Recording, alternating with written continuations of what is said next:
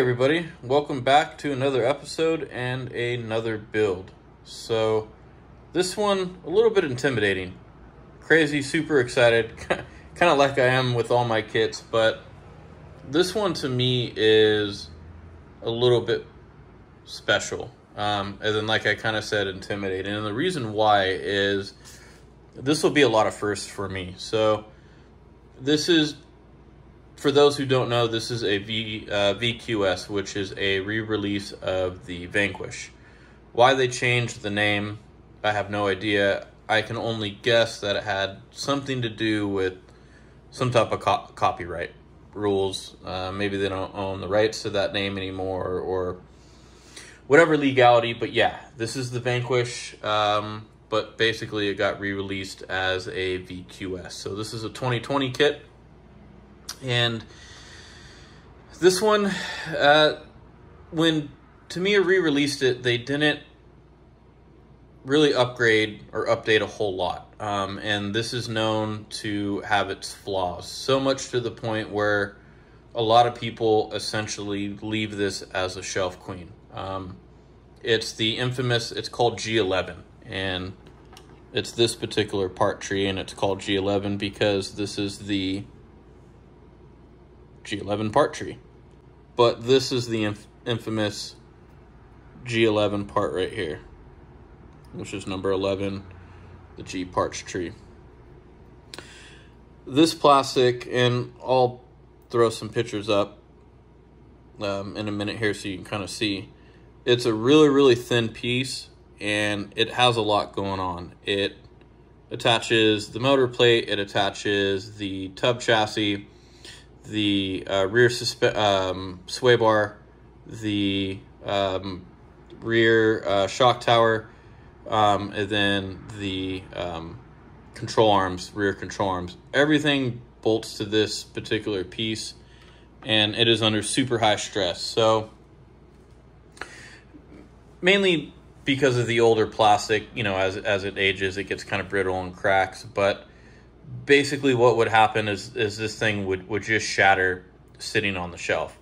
If you were lucky enough to not have it shatter, I've even heard and seen people where they took it off their shelf, literally put it on the ground to play with it or clean it or whatever the case may be, and it shattered just by doing that.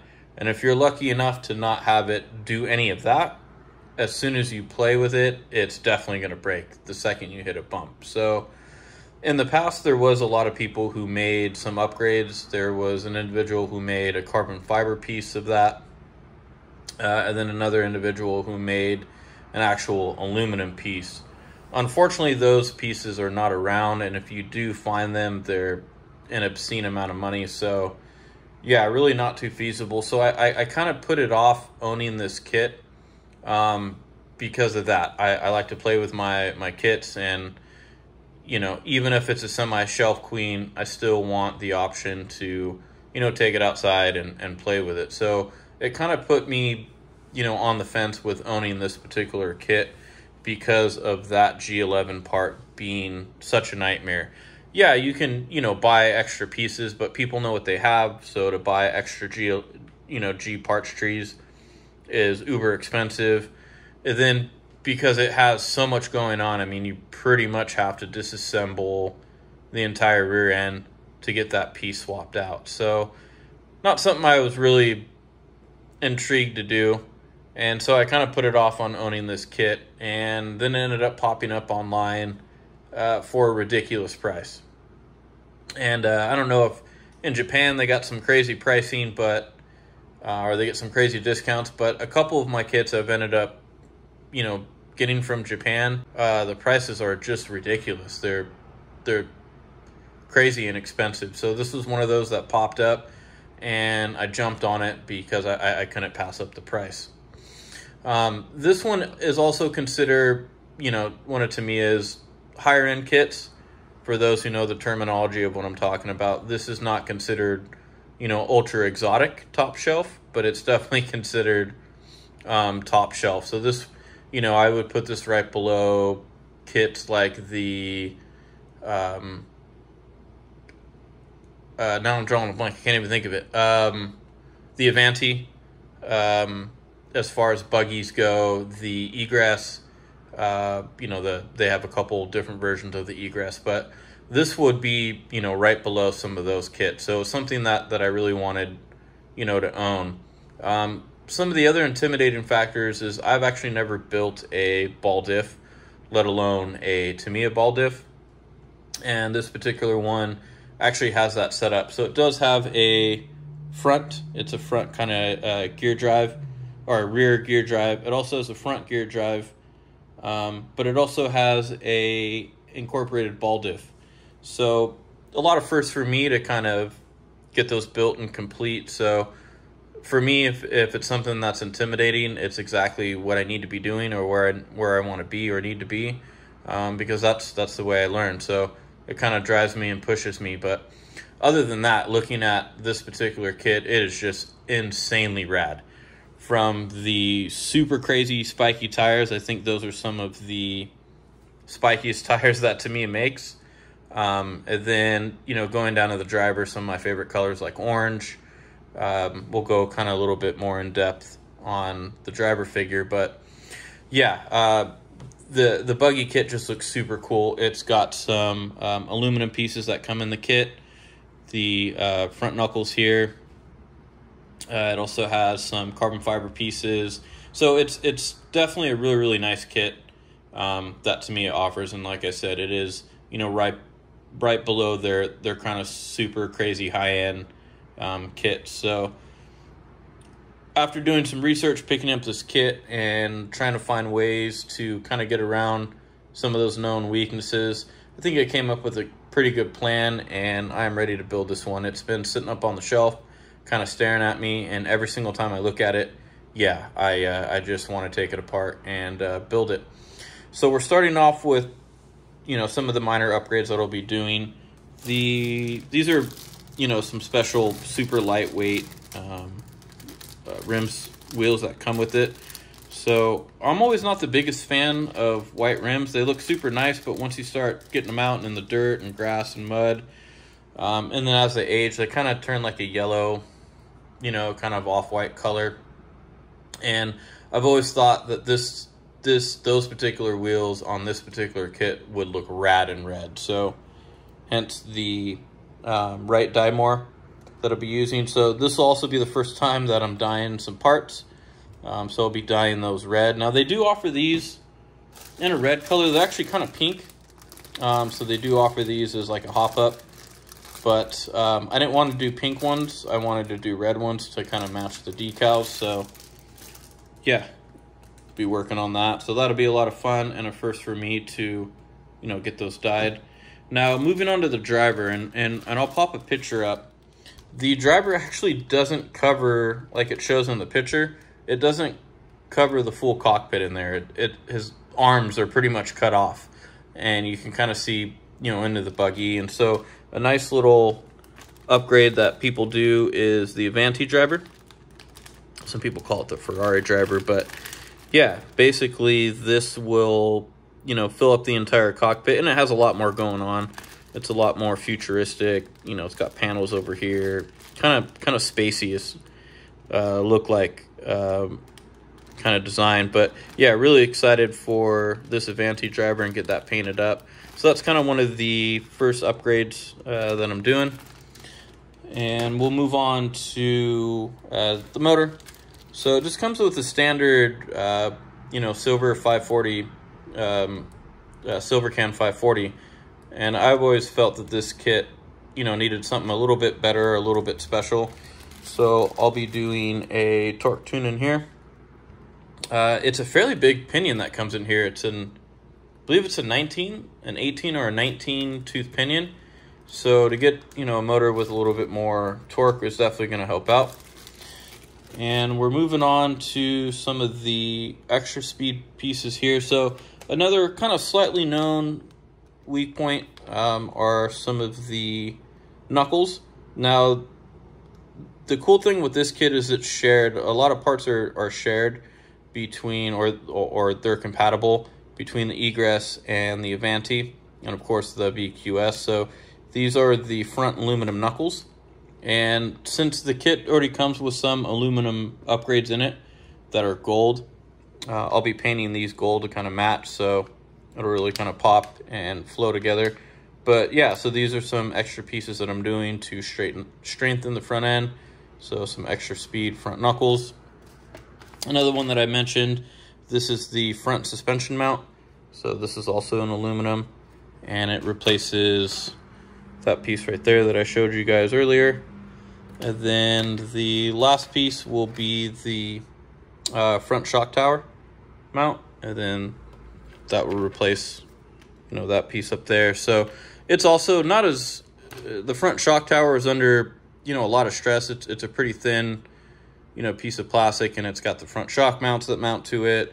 It also has the body mount and the tub mount, so it also has a lot going on, and so that'll kind of help with that.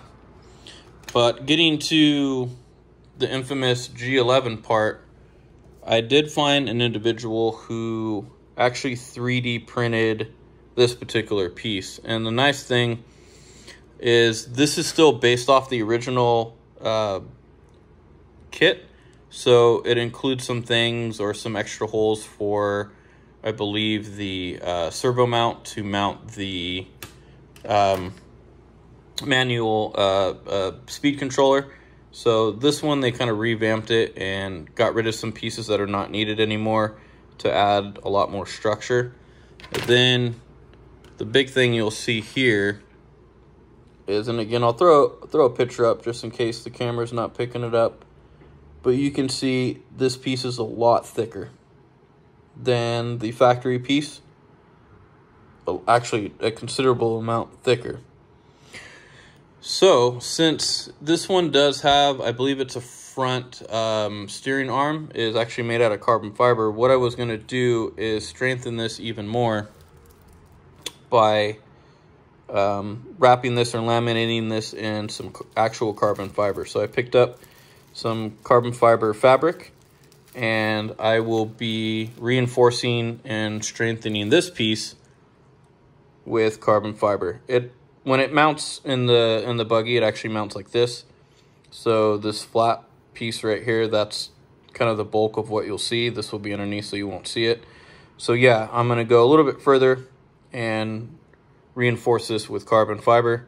So it is not gonna have any issue moving forward, I think, with shattering or cracking or breaking. This is a lot newer plastic. It's a lot more flexible. And like I said, it's an insane amount thicker. So this will kind of put my fears to rest, because like I said, this is a kit that I definitely want to take out and play and have fun with. And then one of the last things, which is silly, but I think I understand why, this is one of those kits that does come, you know, almost full ball raced from the factory, with the exception of 2 bearings. So these particular bearings, which are the 830 ball bearings, and then even smaller are these little 630 bearings right there. So these were crazy. The only ones that I could find were the actual Tamiya branded ones. And again, this is another one that I ended up getting from Japan, because even with shipping, it ended up being way cheaper than anything here in the States that I can find. So I imagine what happened is, because these are such a smaller bearing, you know, they do cost a lot more to manufacture. You have to use, you know, smaller pieces. You know, machining is a lot, you know, the clearances are a lot tighter. So I believe that's why, you know, Tamiya didn't include it in this particular kit, because, you know, it just starts jacking up the price. But even crazier are these tiny little ones right here.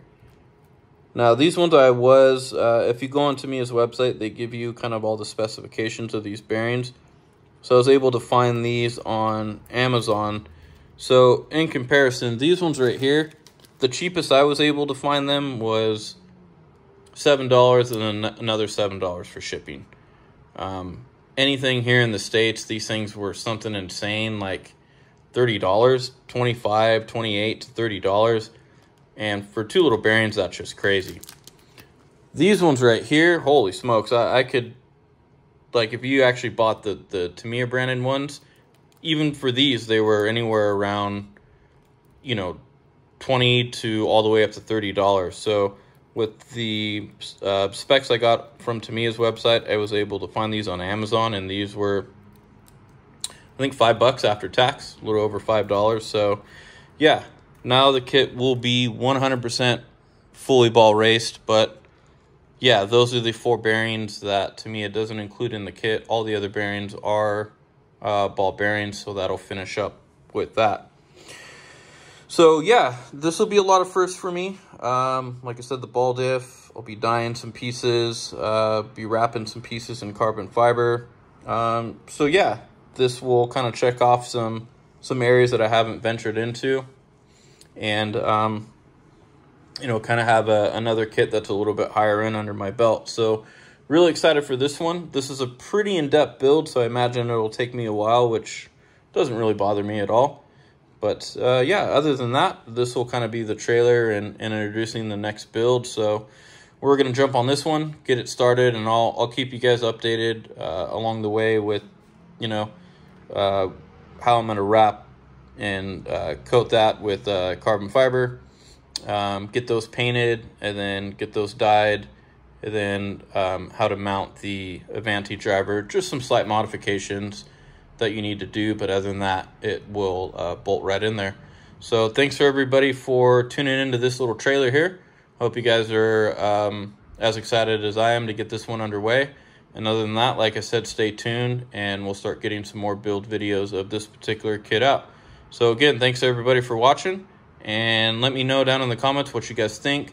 If you guys have any, you know, suggestions, or if you built this kit before or have any questions, jot them down, let me know. And other than that, again, thanks everybody for tuning in, and we'll catch you guys on the next episode.